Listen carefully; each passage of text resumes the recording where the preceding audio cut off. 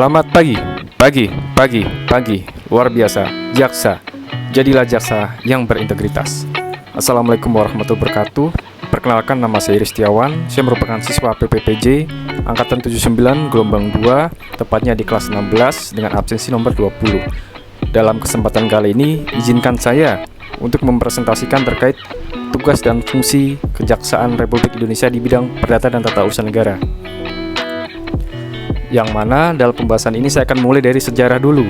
Sejarah dari bidang datun itu sendiri, kita bisa memulai dari adanya Statblad tahun 1922 sampai 522, Undang-Undang nomor 15 tahun 1961, Undang-Undang nomor 5 tahun 91, Undang-Undang nomor 16 tahun 2004 tentang Undang-Undang Kejaksaan, dan terakhir terkait Undang-Undang Kejaksaan yang terbaru, yaitu 11 tahun 2021. Apabila kita mengacu terkait pasalnya dalam Undang-Undang Kejaksaan itu, bidang datun diatur dalam pasal 18 ayat 2 dan ayat 3, pasal 30C, pasal 32, dan pasal 34. Yang mana bidang datun ini terdapat di 3 wilayah atau 3 lingkungan di bidang kejaksaan, yaitu di lingkungan Kejaksaan Agung ada namanya Jam Datun, atau biasa dijelasinnya itu Jaksa Agung Muda Perdata dan Tata Usaha Negara. Ada juga di wilayah Kejaksaan Tinggi, yang mana di Kejati ini ada namanya Asdatun, Asisten Perdata dan Tata Usaha Negara, dan di Kejaksaan Negeri ada bidang datunya juga, yang mana dipimpin oleh Kasih Datunya itu sendiri.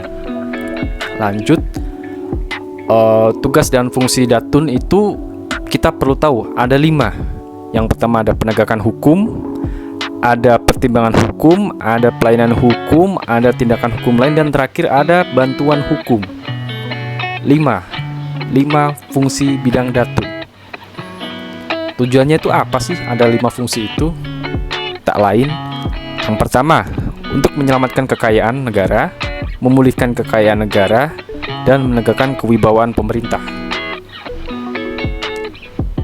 Oke, fungsi datun sendiri kita akan jelaskan, atau saya akan jelaskan mulai dari penegakan hukum sendiri ya.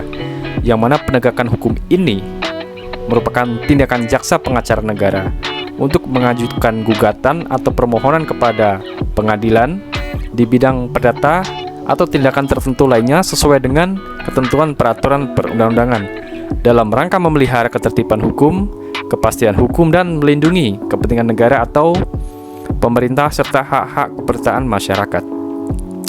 Lanjut, yang kedua, bantuan hukum. Yang mana bantuan hukum ini merupakan layanan di bidang perdata oleh JPN kepada negara atau pemerintah untuk bertindak sebagai kuasa hukum berdasarkan surat kuasa khusus, baik secara non-litigasi atau litigasi sebagai penggugat maupun tergugat. Lalu, yang ketiga, pertimbangan hukum. Pertimbangan hukum ini merupakan layanan yang diberikan oleh jaksa pengacara negara kepada atau pemerintah dalam bentuk pendapat hukum. Kalau biasa di pertimbangan hukum tuh, pendapat hukum ini disebut dengan legal opinion atau LO.